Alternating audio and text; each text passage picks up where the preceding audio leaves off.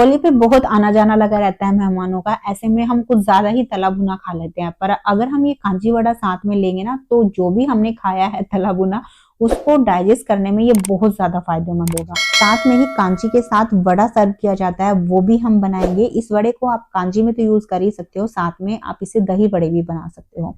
तो फ्रेंड्स, उम्मीद रखती हूँ आज की रेसिपी आपको पसंद आएगी। तो चलिए फिर बनाते हैं। तो सबसे पहले हम कांजी बनाएंगे, तो उसके लिए हमें आंच पे कढ़ाई रखनी है और इसमें 1.5 लीटर पानी डालना है। पानी आप कोई सा भी ले सकते हो, आरओ का पानी भी ले सकते हो। वैसे भी इसको पानी को हमें गर्म ही करना है। आप कोशिश करो कि पानी को आप उबाल कर ही यूज करो, वो ज्यादा बढ़िया रहेगा। तो मैंने अभी इस पानी को तेज आंच पे गर्म होने के लिए रख दिया है और अभी आप देख भी रहे हो पानी में बहुत बढ़िया सा उबाल भी आने शुरू हो गया है। तो बस अभी आंच को बंद कर देंगे और इस पानी को हम साइड में रख देंगे। अब इसके बाद हम कांजी के लिए स्पेशल मसाला बनाएंगे। तो उसके लिए यहाँ मैंने ली है 1/3 छोटी चम्मच हींग। तो मेरे पास टुकड़ों वाली हींग थी, अगर आपके पास पाउडर हींग वाली हींग हो तो आप यहाँ आधी छोटी चम्मच हींग ले लेना।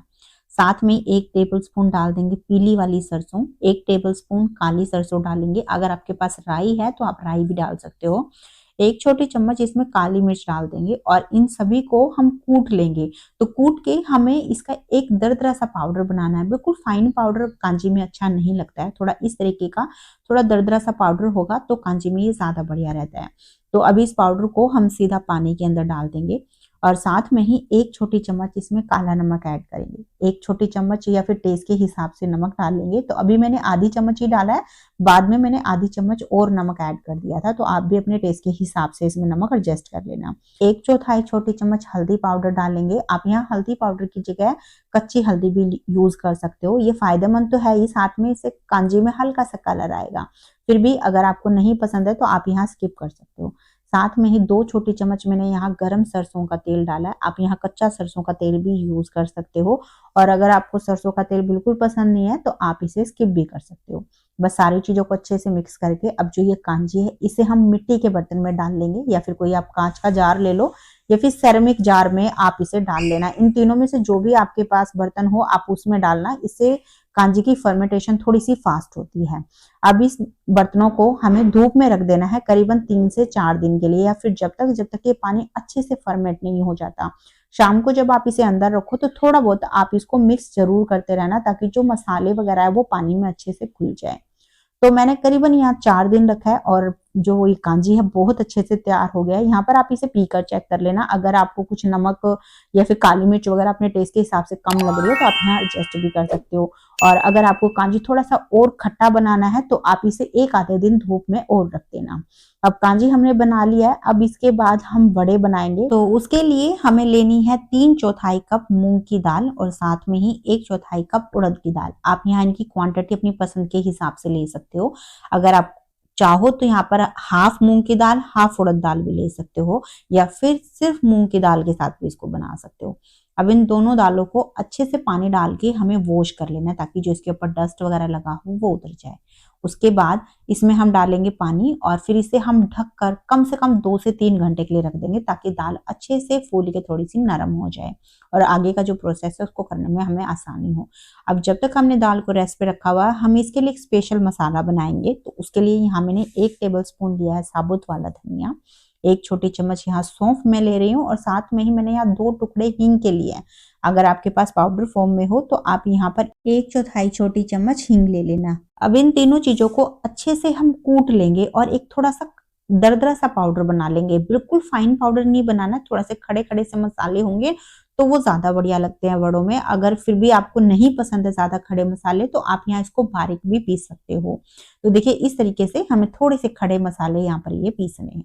अब इसके बाद जो दाल हमने रखी है इसे मैंने करीबन 2.5 से 3 घंटे के आसपास रखा और आप देख रहे हो दाल बहुत अच्छे से फूल के नरम हो गई है। अब एक बड़े बोल के ऊपर छलनी रख के जितनी भी ये दाल है इसमें डाल देंगे और उसके बाद इसे ऐसे ही 8 से 10 मिनट के लिए रहने देंगे, ताकि जो भी इसके अंदर एक्स्ट्रा पानी है वो सारा निकल जाए। उसके बाद हम जार लेंगे और जो ये दाल है इसमें डाल देंगे, बस ढक्कन लगाकर अब इसे पीस लेंगे। तो यहाँ पर कोशिश करना कि आप पानी यूज ना करो, क्योंकि हमने मूंग की दाल यूज की तो बहुत आराम से ये पीस जाती है।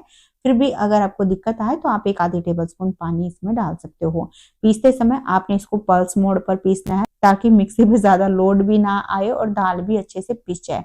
बीच बीच में आप दाल को थोड़ा सा स्पैचुला या चम्मच से ऊपर नीचे जरूर करते रहना, क्योंकि जो दाल होती है कई बार ब्लेड में नीचे सेट भी हो जाती है और चिपक भी जाती है, इससे उसको पीसने में दाल को थोड़ी सी दिक्कत आएगी। तो पीसने के बाद इस पेस्ट का जो टेक्सचर है वो देख सकते हो, थोड़ा सा चिकना है और साथ में हल्का सा दरदरा है, जैसे बारीक वाली सूजी होती है ना, बिल्कुल वैसा ही इसका टेक्सचर रहता है। बहुत ज्यादा भी बारीक नहीं होगी ये, पर जितना हो सके उतना बारीक आपने इस पेस्ट को तैयार करना है। और पेस्ट की जो थिकनेस है वो आप देख सकते हो, मीडियम टेक्सचर में है अभी इसका पेस्ट, ना बिल्कुल पतला है ना बहुत ज्यादा गाढ़ा है। तो ऐसा ही पेस्ट हमें इसके लिए चाहिए। अब इस पेस्ट को हमें अच्छे से फेंटना है, तो उसके लिए आप चाहो तो इलेक्ट्रिक बीटर ले सकते हो, नहीं तो सिंपल आप हाथों से इसको फेंटो, बहुत बढ़िया से फिट जाती है। तो उसके लिए सिंपल आपने ना एक ही डायरेक्शन में चलाते हुए इसे अच्छे से फेंटना है, ताकि जो दाल है ये बिल्कुल हल्की होके इसका कलर चेंज नहीं हो जाता। तो जब आप स्टार्टिंग में इसको फेंटोगे तो ये हल्की सी आपको हैवी लगेगी फेंटने में, पर जैसे जैसे इसके अंदर एयर लॉक होगी ये बहुत हल्की हो जाएगी, इसका कलर भी चेंज हो जाएगा। बीच बीच में आप स्पैचुला से जो किनारों में दाल वगैरह लगी है उसको बाकी का जो पेस्ट है उसमें डालते जाना और इसको अच्छे से फेंटते रहना। ध्यान रखना अपने फ्रेंड्स की उल्टा पुल्टा इसको नहीं फेंटना है, एक ही डायरेक्शन में आपने फेंटना है। तो करीबन 8 से 9 मिनट मैंने इसको फेंटा और अभी आप दाल का जो टेक्सचर है वो देख सकते हो, पहले से बिल्कुल लाइट हो गया और बहुत फ्लफी हो गई है। तो ऐसी ही हमें दाल को यहाँ पर फेंटना है। फिर भी इसको आप एक बार चेक भी कर सकते हो। चेक करने के लिए सिंपल आपने थोड़ा सा ये पेस्ट लेना है और इसको पानी के अंदर डाल के देखना है। जैसे अभी आप देख रहे हो कि जो हमारा पेस्ट है वो पानी पे फ्लोट कर रहा है, इसका मतलब दाल हमने बहुत अच्छे से फेंटी है। अगर यही पेस्ट आपका पानी के अंदर डिप हो जाता है तो इसका मतलब आपने दाल को थोड़ा सा और फेंटना पड़ेगा। तो अभी दाल का पेस्ट अच्छे से फेंटने के बाद इसमें हमने जो मसाला तैयार किया वो डाल देंगे। साथ में ही 1 छोटी चम्मच यहाँ मैं हरी मिर्ची डाल रही हूँ। यहाँ पर हरी मिर्च को आप अपने टेस्ट के हिसाब से ऐड करना। वैसे भी जो मिर्ची मैंने यूज की है ज्यादा तीखी नहीं है। साथ में धनिया ऐड कर देंगे। धनिया की क्वांटिटी आप अपनी पसंद के हिसाब से थोड़ी सी कम या ज्यादा डाल सकते हो। 3/4 छोटी चम्मच नमक डाल देंगे, या फिर नमक को भी आप अपनी पसंद के हिसाब से ऐड कर देना। और अब यहाँ मैंने लिया है 2 छोटी चम्मच सरसों का तेल। तो सरसों के तेल को थोड़ा सा हमें गर्म करके ही इसमें ऐड करना है। बस अब इन सारी चीजों को हम एक ही डायरेक्शन में चलाते हुए अच्छे से मिक्स कर लेंगे। मिक्स करने के बाद हमारा जो ये पेस्ट है बिल्कुल तैयार हो गया। अब इससे हमें बड़े बनाने हैं, तो उसके लिए यहाँ मैंने पहले से ही ऑयल को गर्म होने के लिए रख दिया था। मैंने यहाँ राइस ऑयल लिया है, आप कोई सा भी ऑयल इसमें ले सकते हो। अब यहाँ पर तेल हमारा अच्छे से गर्म हुआ है ही नहीं, इसको चेक करने के लिए आपने पहले एक बड़ा इसमें डाल के देखना है। जैसे आप यहाँ देख रहे हो अभी इसके साइड में बड़े बड़े से बबल्स आ रहे हैं, यानी तेल अभी अच्छा गर्म हो गया है। तो बस अभी आंच को आपने मीडियम पे कर देना है और फिर इसमें एक एक करके बड़ा हम डालते जाएंगे। बड़ा को डालते समय आप ध्यान रखना कि आपने ऑयल के ऊपर ले जाकर आराम से बड़े को छोड़ना है, ज्यादा ऊपर से मत छोड़ना, नहीं तो तेल आपके हाथ पे आ सकता है। तो बहुत आराम से तेल के पास में ले जाते हुए आप एक एक करके जो ये बड़े हैं इसके अंदर छोड़ते जाना। तो जितने कढ़ाई में एक बार में आते हैं उतने आपने बड़े इसमें डाल देने हैं। और इनको डालने के बाद जैसे मैंने पहले ही बताया था, आंच को आपने मीडियम पे रखना है और इसे आराम से फ्राई होने देना है। करीबन आधा 1 मिनट इसको हमें बिल्कुल भी नहीं छेड़ना है। जब आपको लगे कि ऊपर की जो सरफेस है वो थोड़ी सी फ्राई हो गई है इसकी, उसके बाद इसे हम उलट पलट देंगे। बस अब बड़ों को हमें कोई ज्यादा मेहनत इसमें है नहीं, आप मीडियम आंच पे इनको इसी तरीके से बीच बीच में थोड़ा बहुत उलटते पलटते रहना, जब तक कि इनमें एक बढ़िया सा गोल्डन कलर नहीं आ जाता। तो जैसे आप यहाँ देख रहे हैं बड़े बहुत अच्छे से यहाँ पे फ्राई हो गए, बहुत प्यारा सा इनमें कलर आ गया। तो इन्हें हम निकाल लेंगे और इसी तरीके से बाकी की जो भी बड़े हैं इन्हें हम फ्राई कर लेंगे। अब इसके बाद हमें लेना गर्म पानी और इस पानी के अंदर करीबन 3/4 छोटी चम्मच नमक डाल देंगे और साथ में ही 1/4 छोटी चम्मच हींग। अब इन दोनों ही चीजों को हम पानी में घोल लेंगे। उसके बाद जो ये बड़े हमने बनाए हैं वो सारे इसमें डाल देंगे और फिर इसे हम कवर करके करीबन 10 से 15 मिनट के लिए रख देंगे, ताकि जो बड़े हैं वो हल्के से नरम भी हो जाए और जो हल्का फुल्का ऑयल है इनके ऊपर वो भी पानी में निकल जाए।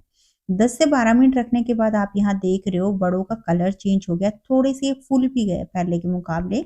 तो अब हमें इस तरीके से थोड़े से बड़े लेने हैं और बिल्कुल हल्के हाथों से इसको निचोड़ लेना है, ताकि जो इनके अंदर एक्स्ट्रा पानी है वो निकल जाए। उसके बाद इन वड़ों को हम सीधा कांजी में डालते जाएंगे। तो आपने बहुत आराम से इनको निचोड़ना, ज्यादा जोर लगा के निचोड़ोगे तो जो वड़े हैं इसमें टूट जाएंगे, क्योंकि वड़े भी काफी नरम है। तो बस कांजी में वड़े डालने के बाद अब इसमें हम एक स्मोकी सा फ्लेवर देंगे, जिससे कि हमारा कांजी वड़ा और भी ज्यादा बढ़िया लगेगा। तो उसके लिए हम एक कटोरी रखेंगे इसके अंदर, और उसके बाद जली हुई लकड़ी रखेंगे। आप यहाँ पर जो सिनेमन स्टिक होती है उसको भी जलाकर इसमें रख सकते हैं। उसके ऊपर फिर हम थोड़ी सी हींग डालेंगे और थोड़ा सा घी डालेंगे, इससे इसमें कच्चा सा धुआं उठेगा। बस ये धुआं उठते ही इसके ऊपर हम प्लेट रख देंगे और इसे ऐसे ही रहने देंगे जब तक कि ये स्मोक है वो सारा कांजी वड़े में नहीं रम जाता। तो करीबन 15 से 20 मिनट रखने के बाद आप यहाँ देख रहे हो इसका जो धुआं है ना वो सारा अच्छे से कांजी और वड़ा के अंदर चला गया है। तो बस अब ये जो कटोरी है इसको हम निकाल देंगे। इसके बाद अब कांजी वड़ा को हमें फ्रिज में रख देना है करीबन 3 से 4 घंटे के लिए, क्योंकि कांजी वड़ा ना ठंडा ठंडा ही ज्यादा अच्छा लगता है। अब जब वो ठंडा हो जाए ना उसके बाद आप इसे सर्व कर सकते हो। यहाँ पर कांजी वड़ा को आप कम से कम 3 से 4 दिन आराम से खा सकते हो फ्रिज में रख के, बिल्कुल भी ये खराब नहीं होता है। और जो कांजी होता है ना फ्रेंड्स, ये बहुत ही चटपटा होता है। मेरे घर में तो बहुत ज़्यादा पसंद आया सभी को।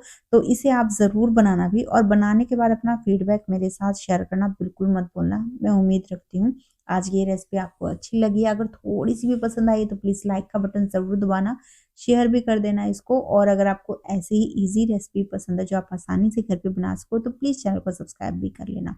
तो चलिए फिर मिलते हैं आपसे एक नई रेसिपी के साथ में।